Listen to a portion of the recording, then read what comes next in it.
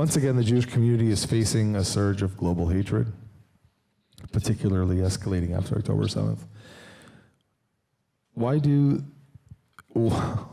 does the tragic event of October 7th evoke such intense animosity towards us when we're the victims? Yeah, exactly. Well, I mean, that's why when I said earlier that there is something uniquely diabolical about Jew hatred, that's why, remember, I prefaced it by saying all bigotry is bad, but the machinery of the Jew-hating virus is truly this kind of perfect virus to eradicate your soul. Because as I said, there is no amount of information that I can ever share with the Jew hater where he can find his humanity. Anything that I share, even when I'm a victim, proves how diabolical I am. So for example, many of the Jew haters have said that I often refer to my tragic history in Lebanon. Well, first they say I made it up, right?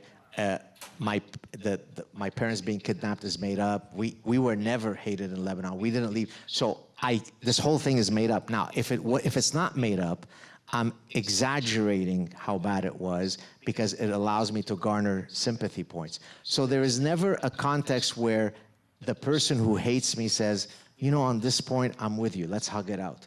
Anything that I present is further proof of how parasitically evil I am. And so that's what you saw after October 7th. And they're the ones that created, you know, the don't victim shame, yeah, right, unless they're a Jew. Right. Right. And you know, I mean, I've had many conversations with Islamic folks, and they'll say, show me where in our canonical sources there is Jew hatred. And so I go, okay, here, here, here, here, here, here, here, here, here, and there's like 74,000 things, and then the answer will be fucking Jew. Right. So you asked for evidence. I politely retorted with evidence, and your answer is, so that speaks to, remember when I opened up today's talk where I said, when I was asked what was the singular, most surprising finding about human nature that had surprised me the most, and I said, the inability of people to change their minds in light of incoming evidence. Well, no one commits that cognitive bias more than the Jew hater, because there's no way for me to ever meet you in a place where we can have a shared sense of meaning, where I can bring my data, you bring your data, and we tough it out, and then we hug it out. There is nothing that I could present that redeems me in your eyes. So that's why it's a unique form of hatred. In your bestseller, The Parasitic Mind, you explore the concept of parasitic ideas that affect and manipulate human thinking. You argue that these parasitic ideas, often rooted in postmodernism, social justice ideology, political correctness, hinder rational thought and critical thinking. You also suggest that these ideas have infiltrated academia, media, society, leading to irrational beliefs and behaviors. What are the three most dangerous ideas, and how do they affect the rise of global anti-Semitism? Yes. So the parasitic idea that I refer to as the granddaddy of all parasitic ideas is postmodernism, because it is the one that purports that there are no objective truths, right? So once you reject the possibility that there is such a thing as a universal truth, that there are deontological moral codes, right? So once you allow an extreme form of relativism to creep into, right, then it's perfectly anti-scientific. That's what allows them to say, you can't let genitalia decide what is man or woman, up is down, left. Now, what allows this to flourish is postmodernism. Maybe I could tell you a quick story. It'll take about 2-3 minutes. Is that okay? Some of you may have heard the story, and if you have, that's okay. It's fun to hear it again. And if you haven't, enjoy. So in 2002, I'm answering now the question of all these parasitic ideas, which is the worst one, and I'm saying I'm going to demonstrate why postmodernism is the worst. So in 2002, one of my doctoral students had just defended his doctoral dissertation. And so we were going out to dinner to celebrate. It was myself, my wife, him, and he was bringing a date. So a few hours before the date, he called me up to give me a heads up. He said, oh, I just want to tell you that the lady that I'm bringing with me tonight is a graduate student in cultural anthropology, women's studies, and postmodernism. I said, okay, so the holy trinity of bullshit. So I said, oh, no, okay, I get it. You want me to be on my best behavior. No worries, mum's the word, we're gonna have a great night. Which, of course, was a complete lie. So about halfway through the evening, I turned to this lady and I said, oh, I hear you're a graduate student in postmodernism. She goes, yes. There are no objective truths, yes? She goes, yes, no objective truths. I said, well, I'm an evolutionary psychologist, so I do rely on the premise that there are certain human universals. Do you mind if I propose a human universal and then you can maybe tell me how you think it's not a truth? She goes, yes, go for it. Now, this is 2002, so this is before the whole transgender craze. This is 22 years ago. I said, is it not true that within Homo sapiens, only women bear children? You know, we're a sexually reproducing species with two phenotypes, male, female. I didn't actually say that, I'm saying it here. She said, no, it's not true that only women bear children. I said, it's not true, how is that? She said, well, within some Japanese island off some Japanese tribe off some Japanese island, within the folkloric mythological realm, it is the men who bear children. So by you restricting the conversation to the material biological realm, that's how you keep us barefoot and pregnant. So once I recovered from the mini stroke that I had, I then turned to her and said, okay, maybe it was too contentious, too corrosive, too poisonous to say something as controversial as only women bear children. So let me pick a slightly less controversial example. Is it not true that since time immemorial, sailors, you know, we come from Phoenicia, right? Lebanese are originally Phoenician. A lot of mercantilism and navigation, right? Sailors. So is it not true that since time immemorial, sailors have relied on the cosmological premise that the sun rises in the east and it sets in the west? So there, she used a variant of postmodernism called deconstructionism, Jacques Derrida. Language creates reality. So she said, what do you mean by east and west? And what do you mean by the sun? That which you call the sun, I might refer to as the dancing hyena. I said, well, fine, the dancing hyena rises in the east and sets in the west. She said, well, I don't play those label games. Now, why have I repeated that story a million times? Because it perfectly captures how insanely corrosive that is.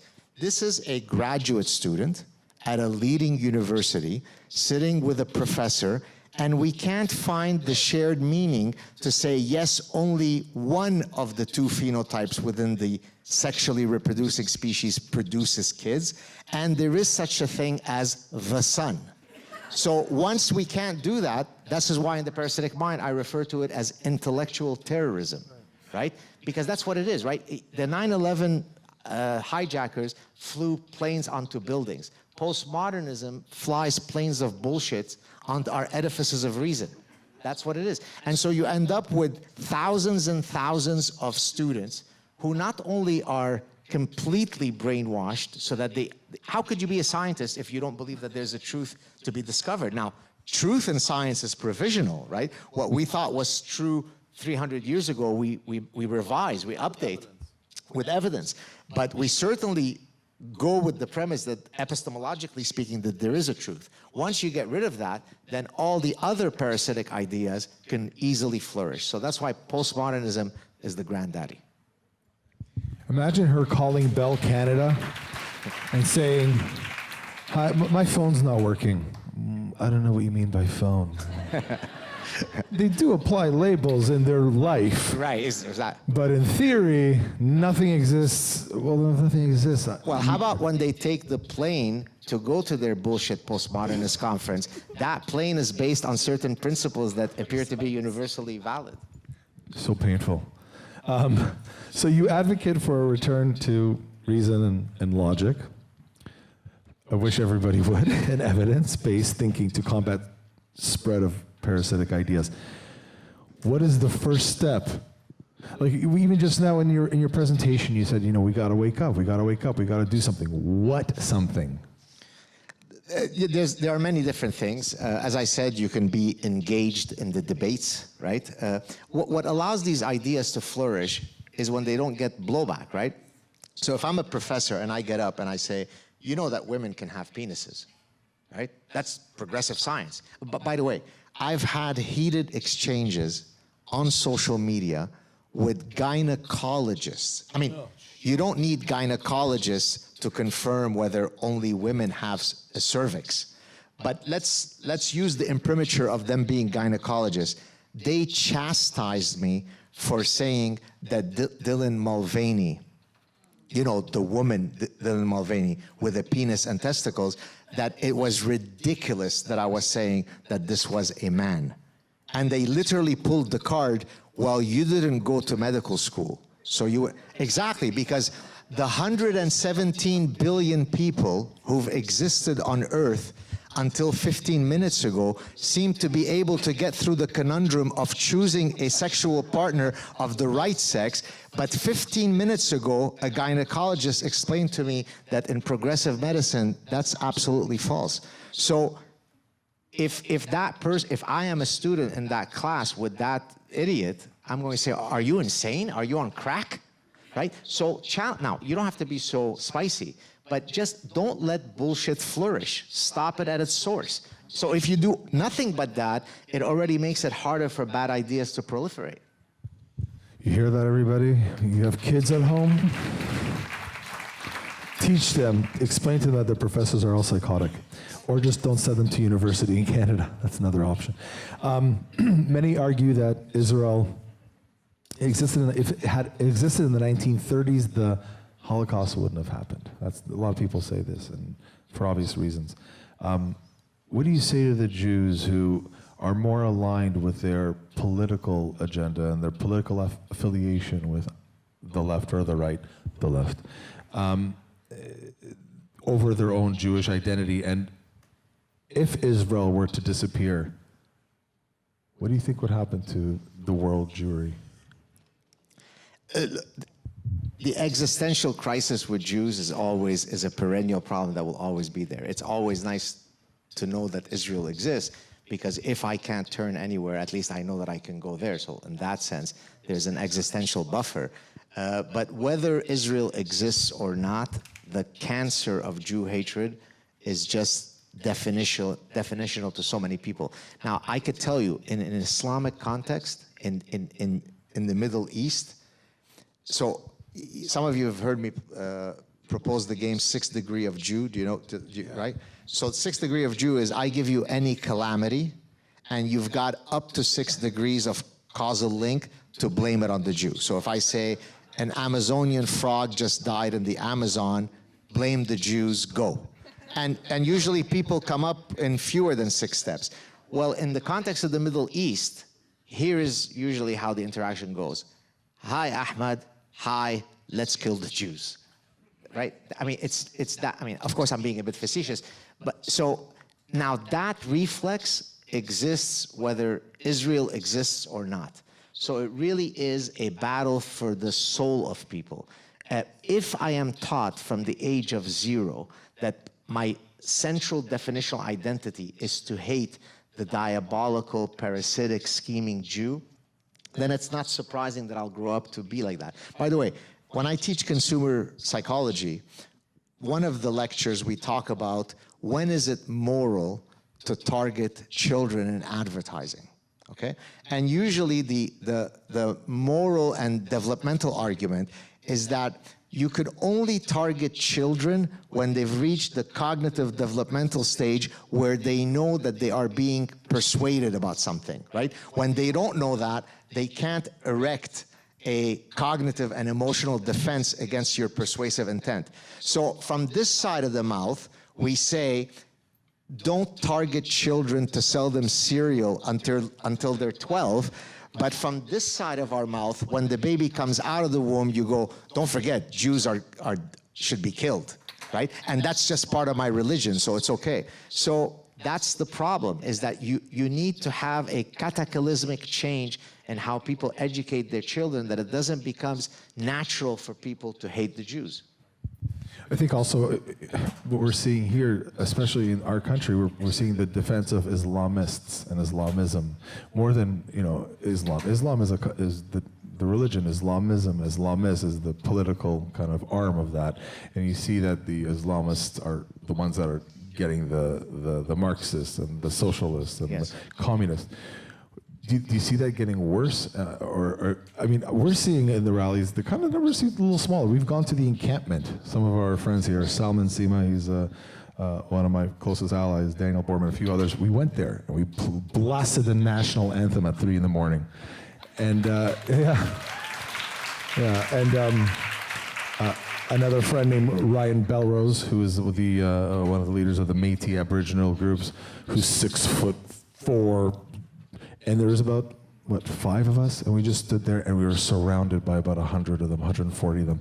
But even their numbers are starting to dwindle. We saw yesterday the UJA walk, there was like none of them. Where do they all go? They all just, I'm bored, I don't want to do this anymore. Sorry, the ones defending our cause or the ones against it? Against. So yesterday there was close to 50,000 people that showed up for the Walk for Israel, the biggest ever.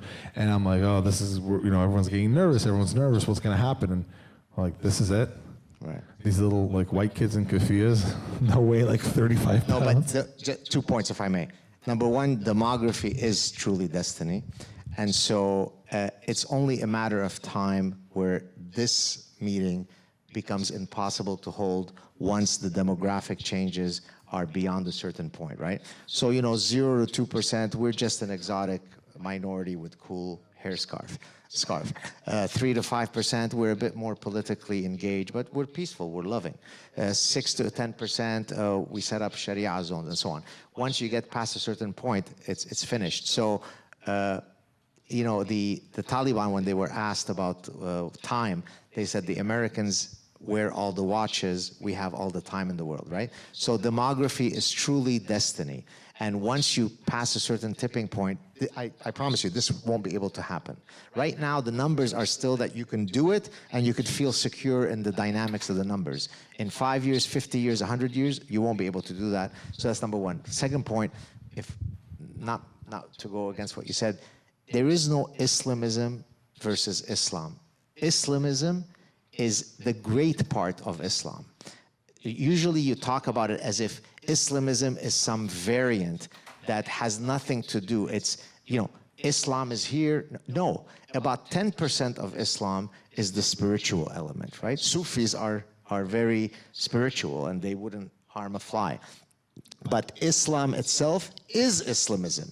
It's a political doctrine of supremacy. We will have peace in the world when we are all united, inshallah, under the flag of Allah, right? So it is Islamism. They're indistinguishable. So it's not a good idea to constantly create a false schism between these two. They're one of the same.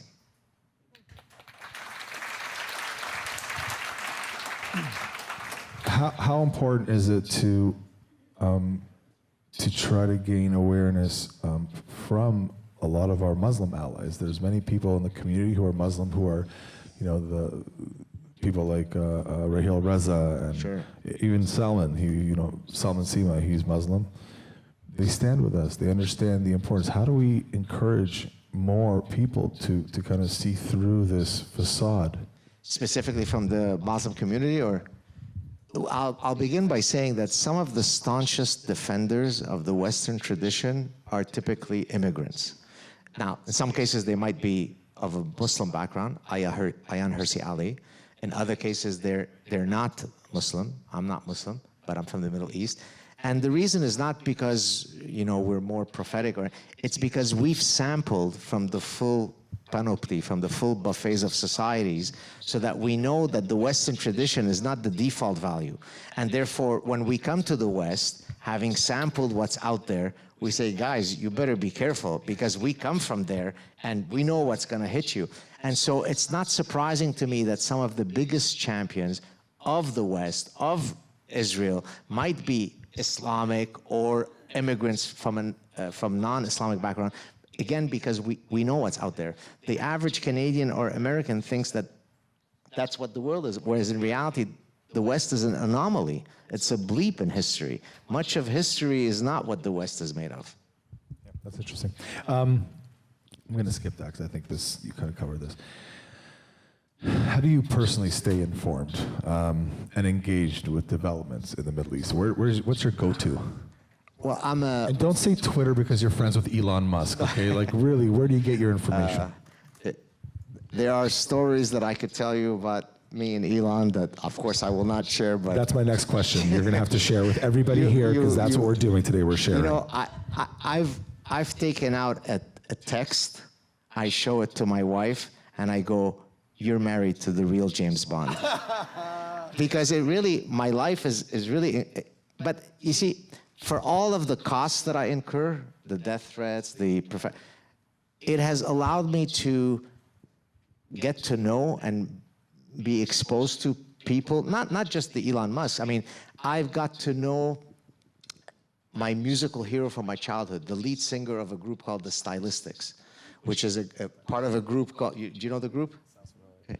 So they're part of a genre of, it's called the Philly sound. The gentleman is about 20 years older than me. Well, he became a fan. I became friends with the owner of Inter Miami, the team that Messi plays for, right? Now, I say this not to name drop, but because with doing what I do, which is not be a stay-in-your-lane professor, it has allowed me to have such a rich, and so if for no other reason, if you don't want to get engaged because you want to save the West, which should be good enough reason, there are great benefits to being out there. Yes, there are death threats and you might get fired, but you get exposed to people like I am here today, that had I just been a stay-in-your-lane professor, I wouldn't have had 1/1,000,000th of the influence that I have today. It's amazing. So no, don't ask me any more questions about Elon Musk. We'll talk later. We'll talk about that later. I wanted to ask you. This is really one of the second last kind of questions because we got to wrap it up. But you're going back to teaching in an insane environment of hatred. I know what people say to you. I know the emails, like you shared some, and I've seen it. Are you scared? I am. So I'll tell you a few stories. So this semester I was on sabbatical, so I wasn't teaching. Last semester, so when October 7th happened, I was still in classes. My wife was so concerned for me that she was coming on campus with me, walking behind, she's a beautiful 5 foot, she's not very, she's not an imposing looking person, but she just wanted to at least have a buffer so that if someone's going to come and knife me, she's the last person behind me. She would come to the lecture, sit by the door just to see if anybody was going to come in. Now, the fact that she has that reflex gives you a sense of how dire the situation is. And yet I get the administrator telling me, Jew hatred? There is no Jew hatred here. There's absolutely no Jew hatred. So yes, I am very concerned. Again, look, I was telling someone earlier that, if out of 100 people I meet, 99 are perfectly lovely, but it just takes one person to come at me out of the blue. And the demographic reality at Concordia is so outrageous today that it just takes one guy who's super offended at something that I tweeted, and I'm dead. Oh God. Okay. Yeah, because we're even as a small little organization, we get threats and we're dealing with it. And I think to myself, people like you, people like Douglas Murray, Elam Levy, whoever, how do you deal with it? How do you mentally deal with it? Is it just with levity? So levity is actually, so there are two reasons why, if I think about it, why humor appeals to me. I mean, it's part of my nature. Number one, it's a very powerful persuasion technique. So oftentimes when I get approached by fans in the street, and I almost feel offended by it, it won't be, oh, I love this paper you wrote, or this. It'll be, oh, I love when you don the purple wing and you self-flagellate. But what that shows is that humor is memorable.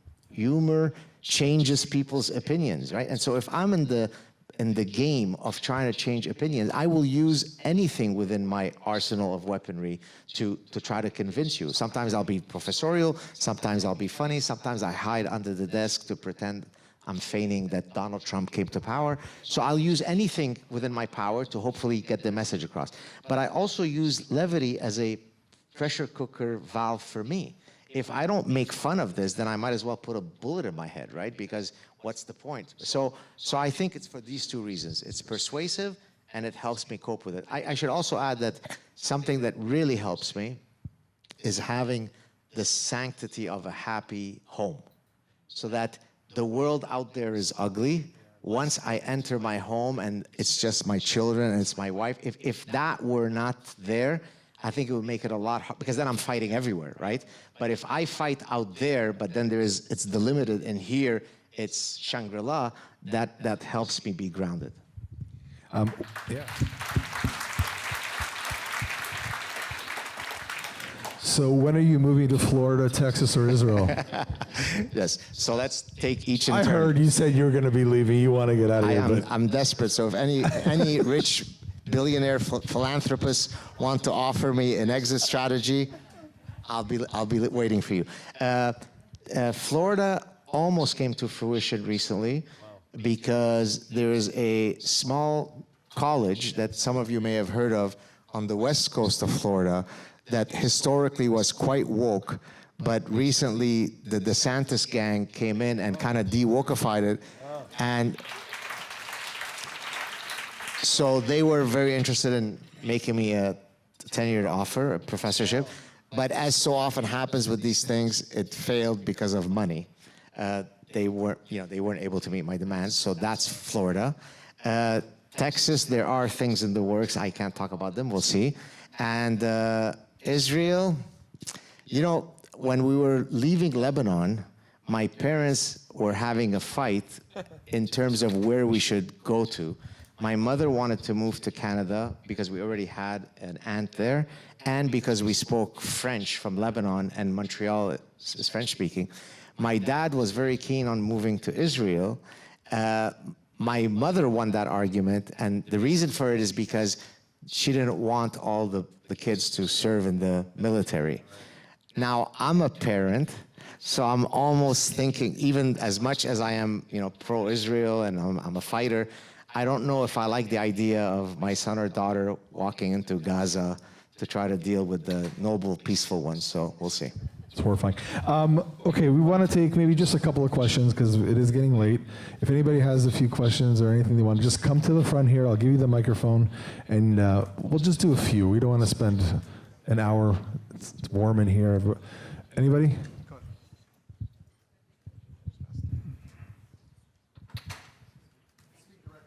Yep, sure. I think we'd all agree it was a really entertaining and interesting discussion tonight. I wanted you to speak, if you could, to the performative role of social media and how the parasitic mind is kind of amplified by this desire to seem more better, more just, more everything than right. Your neighbor. So virtue signaling is, of course, something that many people succumb to. But social media can be used for good or bad, right? So for all of the virtue signalers that are using social media to do the performative stuff that you're saying, there are others like me, or maybe Douglas Murray, that are using social media to also spread our message, right? I would have never had the voice that I had I restricted my voice to only publishing in peer-reviewed articles in academic journals. 20 people would have read them. So social media is not inherently good or bad. It can be used for nefarious purposes, or it can be used for very good purposes. So I'm just coming back to the question you just answered. Previously, with prior technological foundations for communication, there was always a gatekeeping role for the state. When you remove that, and when you have these forces coming together and really being parasites on social networks, like X, right? That's that's very threatening to democracy. So I'm just wondering how you balance that. How do you? Yeah. So maybe I'll answer it in the following sense. What are my views about how absolutist freedom of speech should be? And this may surprise the crowd here. I'm so much of a free speech absolutist that I believe in the right of Holocaust deniers to spread arguably what is the most insulting and offensive thing that you can say, which is, I reject that the Holocaust ever happened. It's historically clearly validated. It was a horrifying historical event. What could be more offensive than saying it never happened? Yet in a free society, you have to tolerate the falsehood spreaders, you have to tolerate the imbeciles, you have to tolerate the racists. And so in that sense, I don't think that there's a place for the government to come in and say, because then that truly is the slippery slope, right? Don't criticize Islam because that marginalizes Muslims. Well, no, then we're dead, right? So you can criticize Judaism. You could say it's a crock of nonsense. You could say Israel is a genocidal state. Hopefully I come up with better arguments to counter you. What you can't do is say, let's meet at the corner of Young Street and 7th, and when they're coming out of the synagogue, let's kill those Jews. So it really is a case of, as long as you don't involve in what is a reasonable direct incitement to violence, all bets are off. You could say whatever you want, I'll hopefully beat your arguments. You've been a professor at Concordia University since the 90s, according to Wikipedia? 94. 94. Can you talk about the violent riots in Concordia back in 2002, 20 years ago, that resulted in the cancellation of Netanyahu's speech there, as well as property damage, and compare that to what's been going on at the same campus now post-October 7th? What's changed was the same, which time was worse for Jews to be on campus at Concordia 20 years ago or today, and how safe will Jewish students be in Concordia 20 years from now? Right. So let me first address the 20 years ago with Netanyahu. At the time when Netanyahu came to Concordia, I had taken a 2-year visiting professorship at University of California, Irvine. So I wasn't at Concordia, and boy, was I thanking the stars that I wasn't there in 2002. And the plan was to never return to Concordia. In terms of, is it more dangerous for Jews then or now? Definitely now. And it will be more dangerous in 20 years. Now, that's not so much specific to Concordia. I mean, there are unique dynamics at Concordia, but again, it refers to what I mentioned earlier, demography is destiny. Look, 25 years ago, I literally remember, I mean, not to the day, but roughly to the year, the first time I ever saw a woman wearing a freedom veil, that's what I call it, was because nothing is more liberating than erasing the identity of women, because you liberate them from the male gaze. That's what you learn in feminist studies classes at Harvard. But anyways, so in 1998, I think, was the first time that I saw a veiled woman in Montreal. And I remember it was an arresting thing, because I had gone from 1975 to 1998, having never seen a single veiled woman. Since then, if I walk out of my house, out of the first 20 women that I see, 12 will be veiled. And that will hold true anywhere in Montreal. So is it going to be safer in 20 years for Concordia students? No, but that's not because Concordia is specific, that's because of Montreal, Quebec, Canada, because of the immigration policy. My question is, with the Middle East, you had mentioned that Jew hatred is ingrained, it has always been ingrained in Middle East culture, okay? And that has now spread to the West. What did some place like the UAE do where they were able to change the culture where now, as a Jew, I feel safer walking through Abu Dhabi and Dubai than I do anywhere in Europe? Because the people at the top of that society have taken a very strategic and pragmatic decision to try to quell that, right?